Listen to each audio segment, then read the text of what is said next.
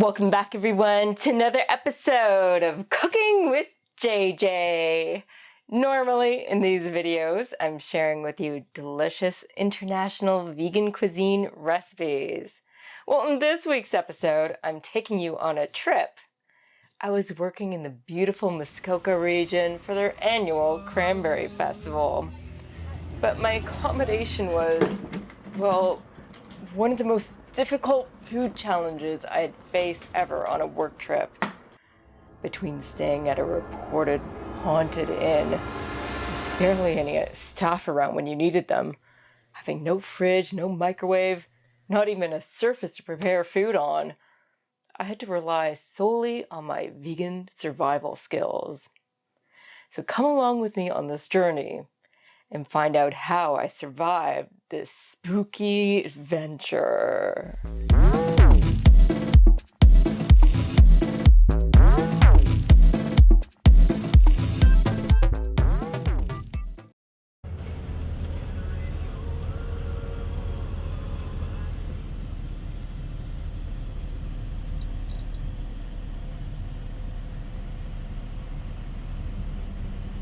Upon arriving, I honestly didn't know what to expect from our stay here.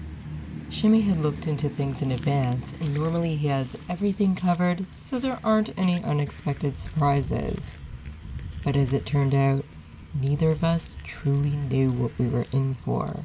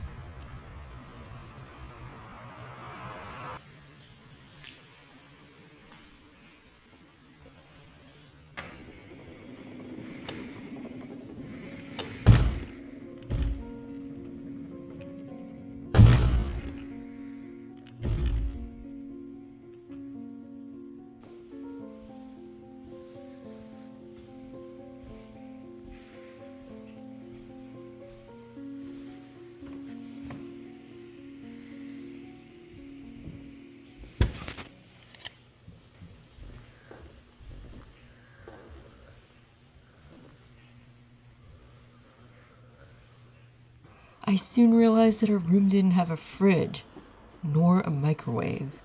And this was a huge setback for me since I depend on these things to survive work trips. This was a hard pill to swallow, and I just had to work with what I had. My first feeling when entering the room was that there was a presence. It was like a feeling of being watched. Would I be able to get a decent night's sleep?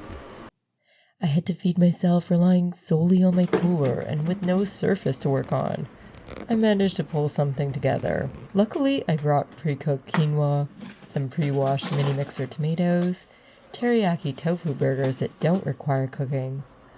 I tore those tofu burgers up, mixed them with the quinoa and tomatoes, mixed in some plum sauce and soy sauce, and although it was unglamorous, it was simple and tasty. I was surprised they had live music. Unfortunately, no vegan food, unless you count popcorn with oil. I enjoyed some dancing, which was a nice break from always working, but the party crowd became a little too much later into the night, with a cacophony of drunk voices all over the building, both the first and second nights especially. I was there to work after all.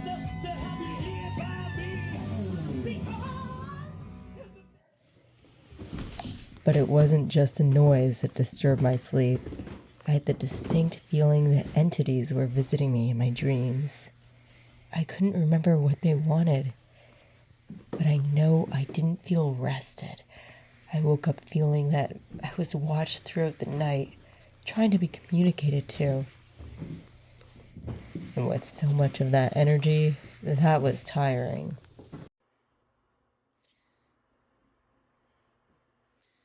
After a good shower in the morning, I was starting to feel more balanced and grounded. My survival skills really kicked in.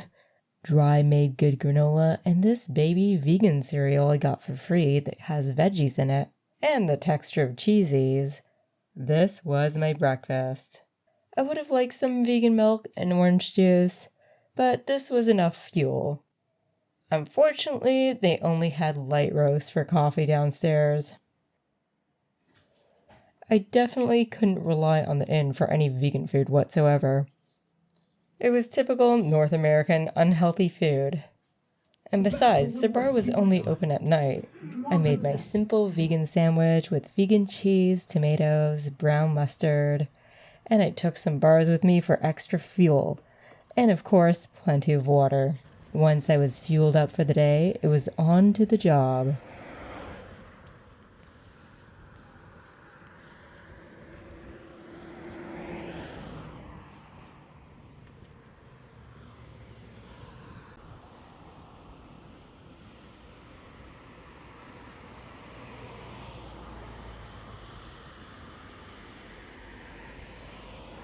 The Cranberry Festival is vibrant and beautiful.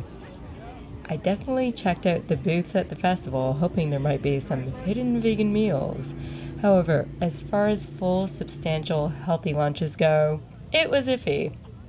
There's no rabbit. Oh, okay. But it's everybody guesses rabbit. No rabbit. There's another one called. Where's my boyfriend? You'll hear this music. And then take 3 steps forward. Put out your hand.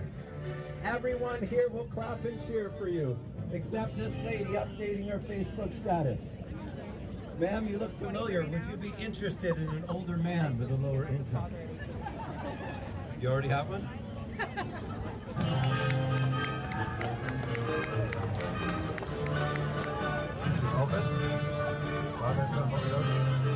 Are you not Catholic? Guys, my little nephew just gave his first confession, took 2 hours, and the cops got it out of him. Harry, we're going to test you on some basic shapes. What is the shape of just the plastic itself?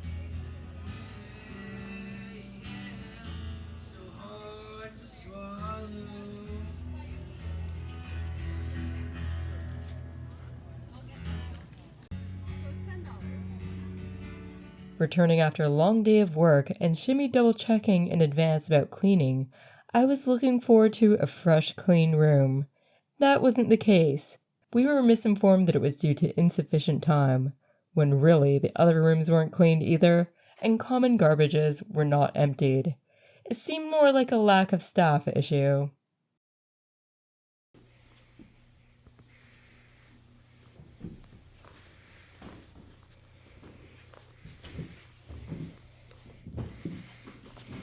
There was no water left for coffee and tea, and of course there were no room phones, not that that mattered. Luckily, we did have enough unopened water bottles to use. The Pearl Muskoka was expected to be open, but contrary to what was online, it had a sign on it that it was closed until April of 2026. But finally, the biggest break. Amid all the chaos, lack of staff, I managed to secure access to a fridge. Thanks to some friends. One problem solved, the survival got a little less nerve-wracking.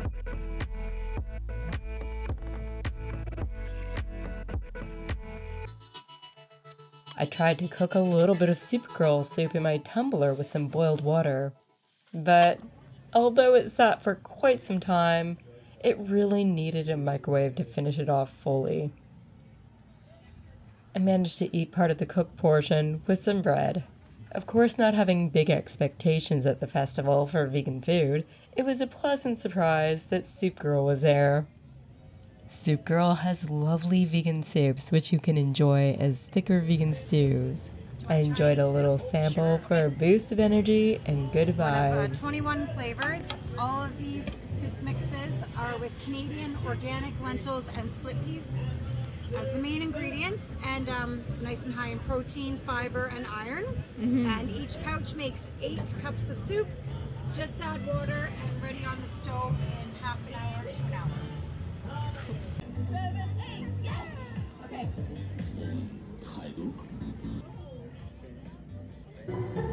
An older street performer added humor as well as entertainment to the event.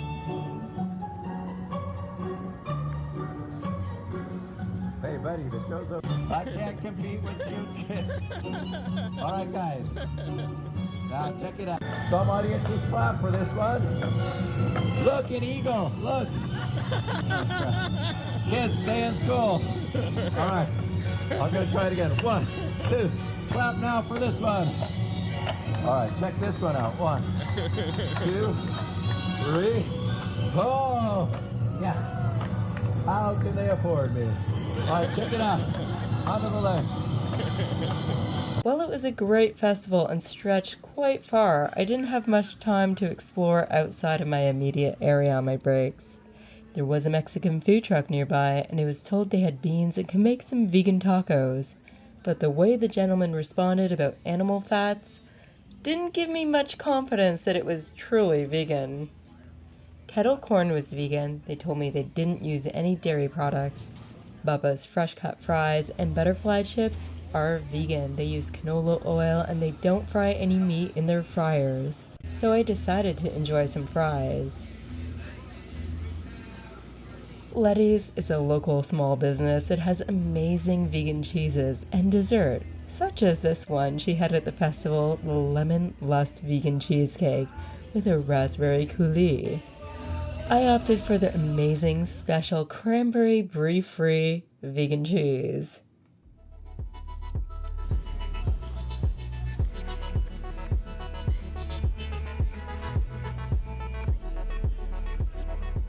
I also indulged with a special apple cranberry strudel from the Strudel Lady.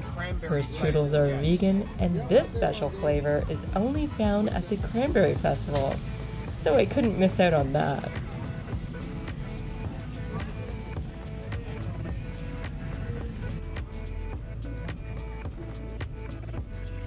Of course, there was Muskoka granola. Well, this gal may not like raisins. I do. This granola is very tasty, but not cheap.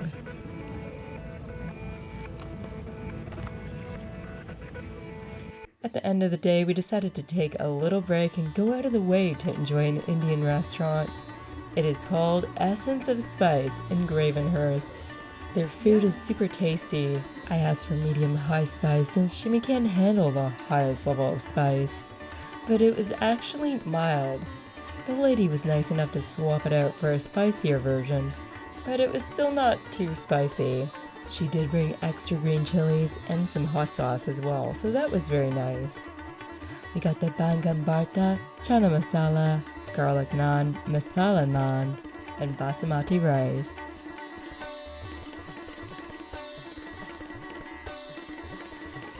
There was one more night at the Bala Bay Inn. I was hoping it would be more restful.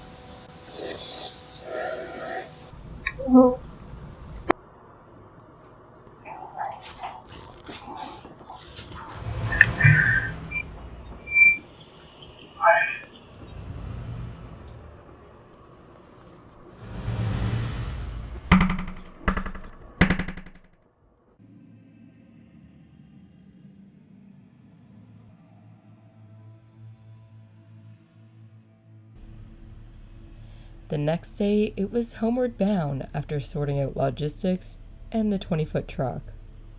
I survived the night.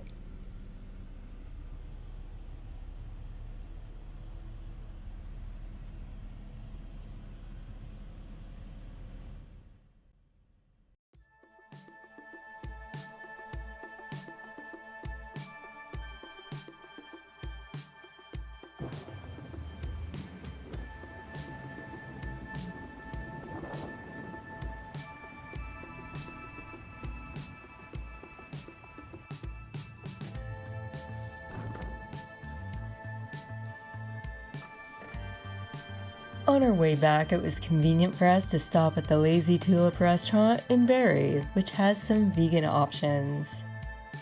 I opted for their Harvest Tofu Bowl, which was super delicious and filling.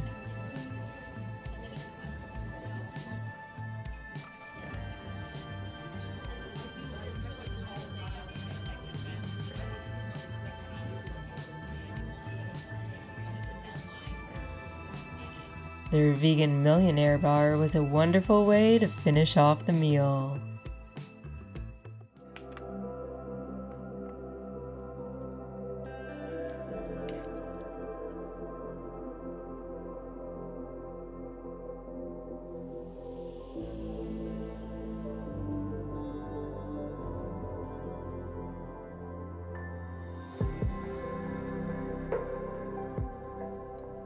If you've enjoyed this wild tale of vegan survival and spooky nights at a haunted inn, hit that thumbs up button, subscribe to my channel, and hit that little bell notification icon so you don't miss a single video. Let me know in the comments below, what do you find scarier? Staying at a haunted inn or struggling to stay well fed and sacrificing certain comforts for 3 nights? Well, on a work trip, when your accommodation fails you. Until next time, this is JJ signing off, keeping things interesting in my kitchen and on the road. Stay spooky and well fed.